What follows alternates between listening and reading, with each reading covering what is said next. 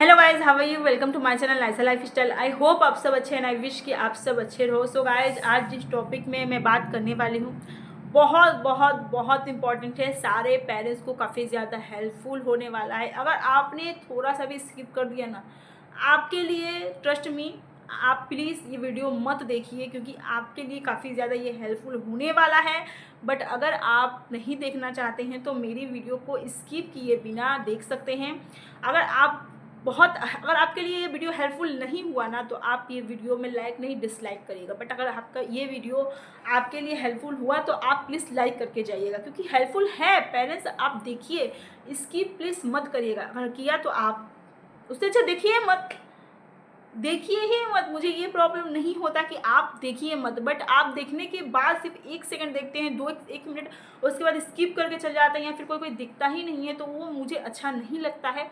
आपके लिए मैं ये वीडियो बनाती हूँ। जितना मुझे नॉलेज होता है मैं इकट्ठा कर, मुझे नॉलेज जितना होता है मैं उतनी आप लोगों को जानकारी देती हूँ।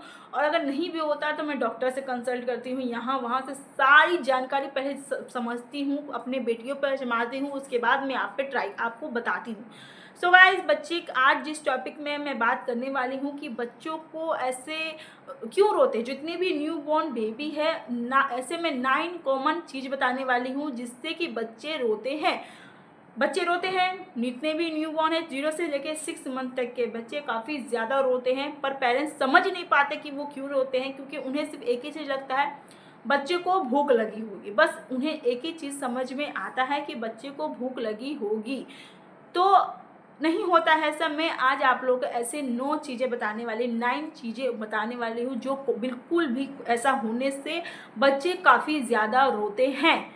तो आज सबसे पहली चीज़ें ये है, जैसे कि मैंने अभी कहा, बच्चे को भूख लगना। बच्चे को जब भी भूख लगता है तो वो काफ़ी ज़्यादा रोते हैं, बिल्कुल सही बात है।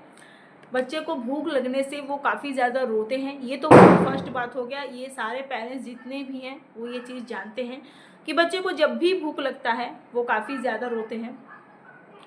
तो सबसे पहला बात तो आप लोग यही समझ लीजिए। दूसरा बात क्या होता है, कॉलिक। ये कॉलिक क्या होता है? कॉलिक मतलब होता है गैस।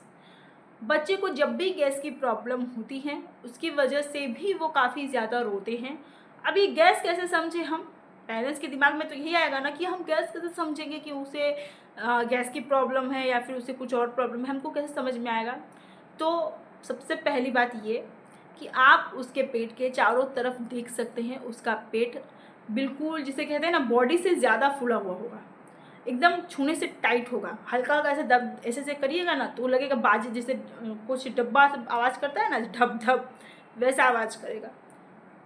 अगर ये सारी चीज़ें हैं तो उसे गैस की प्रॉब्लम है। उसका इलाज क्या है? साइकिलिंग करिए उसके पैर को, ठीक है। टमी को रोल ऑन कीजिए। ऐसे ऐसे ऐसे मैंने वीडियो बना रखा है, जगह चेकआउट कर सकते हैं, मैं आई बटन में लिंक दे दूँगी, ठीक है। ये सब आप करके देख सकते हैं। तो दूसरे, अब ये मैं नहीं बताने जाऊंगी कि कैसे कैसे कैसे करना है, अपने बच्चों को कैसे ठीक करना है, क्योंकि अगर मैं ये बताने जाऊंगी तो काफ़ी लंबा वीडियो हो जाएगा। आप लोग कमेंट में बताइएगा कि किस किस चीज़ की आपको जानकारी चाहिए, कि अगर ये तकलीफ़ है तो हम कैसे ठीक करें, अगर ये तकलीफ़ है तो हम कैसे ठीक करें। तो मैं डेफिनेटली आपको बताऊँगी। तो पर फिलहाल मैं आपको जो 9 जो कॉमन चीज़ें हैं जिसकी वजह से बच्चे काफ़ी ज़्यादा रोते हैं, तो मैं आज आप लोगों को सिर्फ वही बताती हूँ। दूसरा तो मैंने आप लोगों को, पहला भूख लगने से रोता है, दूसरा बच्चे को जब गैस होता है तब रोता है, तीसरा जो सबसे ज़्यादा होता है कॉलिक पेन। ये कॉलिक पेन अब क्या है? कॉलिक पेन मतलब होता है जो गैस की वजह से बच्चे के पेट में दर्द होता है। तो ये पेट में दर्द क्यों होता है, मैंने कहा मैं अभी नहीं बताऊंगी, नहीं तो लंबी चौड़ी वीडियो हो जाएगी क्यों होता है। बट मैं आप लोगों को सिर्फ इतना ही बता सकती हूँ, मदर फीड अगर ले रहा है तो माँ के खान पान के चलते बच्चे के पेट में दर्द होता है, बस इतना बता सकती हूँ। अगर आपके बच्चे को ऐसी है प्रॉब्लम, मुझे बताइए कमेंट में कि मैम दीदी मेरे बच्चे को ऐसी प्रॉब्लम सच में है, तो मैं उसका घरेलू इलाज आपको बताऊंगी जिससे काफ़ी ज़्यादा बेनिफिट आपके बच्चे को होगा। वैसे दवा आप चाहे तो कॉलीमैक्स दे सकते हैं 5 ड्रॉप्स, नहीं अगर आप डॉक्टर से सलाह लेना चाहते हैं तो डॉक्टर से कंसल्ट कर लीजिए, नहीं तो मैंने घरेलू इलाज में बता दूंगी, आप मुझे कमेंट बॉक्स में बता दीजिएगा, मैं आपको घरेलू इलाज भी बता दूंगी। तो डेफिनेटली मैंने 3 चीज़ें आप लोगों को बता दी, भूख लगना, कॉलिक, कॉलिक पेन, ये 3 चीज़ें मैंने आप लोग को बता दी। चौथा होता है डायपर की वजह से डायपर ओवरलोड होना, जिससे बच्चे काफ़ी ज़्यादा रोते हैं, क्योंकि बच्चे अगर बाथरूम करते वो जब भी एक बार भी करेंगे ना तो कभी कभी वो काफ़ी ज़्यादा क्राइंग होने लगते हैं, क्योंकि उन्हें काफ़ी अनहाइजीनिक लगता है, बहुत अनकम्फर्टेबल होते हैं, जिसकी वजह से बच्चे काफ़ी ज़्यादा रोने लगते हैं। और कोई कोई कंडीशन में तो अगर बहुत ज़्यादा ओवरलोड हो जाता है डायपर, उसकी वजह से भी बच्चे काफ़ी ज़्यादा रोते हैं। तो ये मदर पेरेंट्स के ऊपर में दिमाग में रखना है कि बच्चे को हमने डायपर कितने से कितने बजे तक पहनाया है, ये मायने नहीं रखता है। बच्चा कितना टॉयलेट करता है, कितना बाथरूम करता है, कितना पॉटी करता है, इस पे मायने रखता है। सबसे पहली चीज़ तो ये कि बच्चा अगर जब भी पॉटी करे वो बिल्कुल भी अनहाइजेनिक होता है, जिसकी वजह से उसे रेसेस की प्रॉब्लम होती है, तो तुरंत वो डायपर को खोलकर फेंक दे, तो उसे मदर को देखना है। और हाँ, जब भी आप डायपर लें, बच्चे के वजन के हिसाब से डायपर लें, ना कि अपना दिमाग चलाए। बच्चा है 4-5 महीने का, उसका वजन इतना ज़्यादा है, और जब भी हम डायपर ले रहे हैं तो ये न्यू बॉर्न ले रहे हैं, तो उससे भी बच्चे को काफ़ी ज़्यादा अनकंफर्टेबल होता है। बच्चे के ये नहीं कि न्यू बॉर्न है कि 1-2 महीने का, बच्चे का वज़न के हिसाब से डायपर आप उसके लिए लीजिए, ताकि वो बिल्कुल अनकंफर्टेबल नहीं हो। और डायपर की वजह से प्लीज़, डायपर जब भी बच्चे को पहना, उसके यूरिन के हिसाब से कि वो कितना पास कर रहा है यूरिन, टॉयलेट वो कितना कर रहा है, जितना भी 5-6 बार कर दिया तुरंत उठाकर फेंक दीजिए। ये टाइम मत देखिए कि हमने ये पहनाया है 3-4 घंटे हो गया, बच्चा 3-4 घंटे में ही फेंकना पड़ेगा, नहीं, अपने बच्चे के टॉयलेट के हिसाब से डायपर को चेंज करते रहिए। 5वीं चीज़, सबसे मेन चीज़ तो ये है, जैसे मैंने अभी कहा, डायपर रेसेस। जो डायपर बच्चे को रेसेस हो जाते हैं ज़्यादा डायपर पहनाने की वजह से, जो दिन भर डायपर ही बच्चे को पहनाते थे, डायपर डायपर, उसके वजह से भी बच्चे काफ़ी ज़्यादा अनकंफर्टेबल रहते हैं। बच्चे को रेसेस की प्रॉब्लम हो जाती है, बच्चे को बिल्कुल लाल लाल दाने हो जाते हैं, बिल्कुल उन्हें दर्द होने लगता है, उन्हें जलन होने लगता है, जैसे कि अगर यूरिन पास करते हैं तो उन्हें जलता है, जब भी वो स्टूल पोटी निकालते हैं तो उन्हें तकलीफ़ होती है। तो इस हिसाब से भी बच्चे के लिए प्लीज़ आप, ये बहुत तेज़ बच्चा रोता है इस चलते भी, तो आप उसे कुछ देर के लिए खुले रहने दीजिए। जैसे कि अगर आप कहीं ले जा नहीं रहे हैं, बच्चा घर में है, बच्चा को कहीं ले जाना नहीं है, तो आप उसे बिल्कुल खुले में रहने दीजिए। उसे इतना डायपर मत डालिए जिससे कि उसे ज़्यादातर तकलीफ़ों का सामना करना पड़े। तो आपने समझ में आ गया। छठी चीज़ ये है कि बच्चे को क्या होता है, ठंड लग रही है या बच्चे को गर्म लग रहा है, इस चलते भी बच्चे काफ़ी ज़्यादा रोते हैं। हम क्या करते हैं कि कभी कभी एसी और पंखा चालू कर देते हैं, जिसकी वजह से बच्चे को अच्छे से ढक के नहीं रखते हैं, तो बच्चे को काफ़ी ज़्यादा ठंड लगती है, और ठंड लगने की वजह से बच्चे काफ़ी ज़्यादा रोते हैं। ऐसा भी होता है कभी कभी कि बच्चे को गर्मी लग रही है, आप काफ़ी ज़्यादा उनके ऊपर कपड़े पूरे डाल रखे। न्यूबॉर्न में हम क्या करते हैं कि कपड़े डाल रखते हैं, कभी सिंथेटिक के कपड़े, मैं हमेशा कहती हूँ कॉटन के कपड़े बच्चे को रखा कीजिए। बट क्या होता है कि कोई कोई मदर, कोई कोई पेरेंट्स बच्चे को बस मोटा कपड़ा पहना, उसे ठंड लग रही होगी, पूरा एकदम जकड़ के बच्चे को रख देते हैं। ठंड के मौसम में तो और भी ज़्यादा होता है ये चीज़ें। अगर ये नवंबर दिसंबर के महीने में हो रहा है तो और भी ज़्यादा चीज़ें हो जाती हैं। अगर नवंबर दिसंबर के महीने में डिलीवरी हो रही तो हम बिल्कुल सिंथेटिक कपड़ों से उसे लाद देते हैं, जैसे कि उसे बहुत ज़्यादा दिक्कत होती है, और उसकी जलन की वजह से ज़्यादा गर्मी और ज़्यादा ठंड बच्चे बर्दाश्त नहीं कर पाते हैं। पेरेंट्स को इस चीज़ का ध्यान देना पड़ेगा, जिसकी वजह से भी काफ़ी ज़्यादा बच्चे रोते हैं। ये हो गया छठी चीज़ें। 7वीं चीज़ें जो होती हैं बच्चे की स्लीपिंग।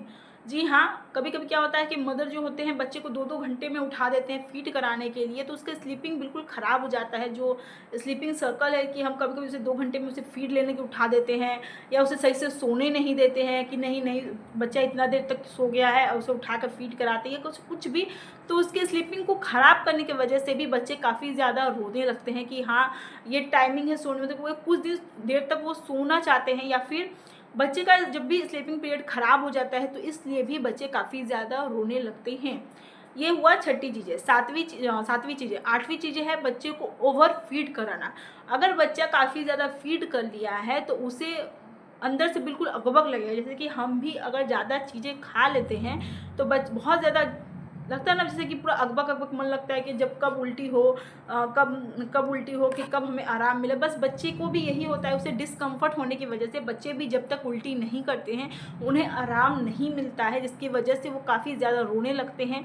क्यों रोने लगते हैं? मैंने जैसे कहा, डिस्कम्फर्ट होने की वजह से बच्चे काफ़ी ज़्यादा रोने लगते हैं। उनके सबसे ज़्यादा प्रॉब्लम के यही होता है कि उन्हें सही से मतलब ओवर फीड नहीं कराइए, जितना उसका हिसाब है बस उतना हिसाब। ऐसा नहीं कि बच्चा 1 ग्लास ले रहा है तो माँ 1.5 ग्लास देने की कोशिश करे। बच्चा तो ले लेगा, नींद में या जाग में वो तो ले लेगा, बट वो ओवर फीड हो जाने की वजह से बच्चे को इतना ज़्यादा अकबक मन लगेगी, इतना डिस्कम्फर्ट होगा बच्चा, जिसकी वजह से उसे काफ़ी रोना आएगा जब तक कि उसे वॉमिटिंग नहीं हो रहा है। वॉमिटिंग हो जाएगा या फिर आप डकार नहीं दे रहे हैं, उसकी वजह से बच्चा काफ़ी ज़्यादा रोता है, बहुत तकलीफ़ों का सामना होता है उसके, तो इसीलिए होता है। तो आप लोग प्लीज़ ध्यान दीजिए कि उसे ओवर फीड नहीं कराइए।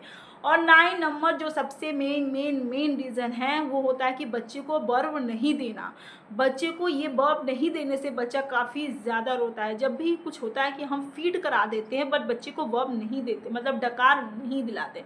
डकार नहीं दिलाने से बच्चे को काफ़ी ज़्यादा डिस्कम्फर्ट होता है, बहुत दिक्कत होता है। उसे लगेगा जैसे उसके सांस की नली में उसके जो दूध है वो फंस सकता है, उसकी जान जा सकती है। मैं हमेशा एक वीडियो में मैंने अपने आंखों के सामने ये चीज़ें होते हुए देखी है कि उसने दूध पिला दिया सुला करके, उसके बाद उसे डकार नहीं दिया, जिसकी वजह से उसके बच्चे की जान चली गई। मेरे साथ ही उसकी डिलीवरी हुई थी। मैं कुछ 2-3 दिन से थी, तो उसका डिलीवरी होकर वो 7 दिन में डिस्चार्ज भी होने वाली थी, कुछ ऐसा था। तो प्लीज़ बच्चे को बर्फ ज़रूर दिलाइए। बच्चे को काफ़ी ज़्यादा सिंथेटिक वाले कपड़े मत पहनाइए। बच्चे को जितना हो सके कॉटन के कपड़े पहनाइए, ओवर फिट नहीं कराइए। बच्चे का गैस की वजह से बच्चे रोते हैं, पेट दर्द की वजह से बच्चे रोते हैं, डायपर रेसेस की वजह से बच्चे रोते हैं, डायपर ओवरलोड की वजह से बच्चे रोते हैं।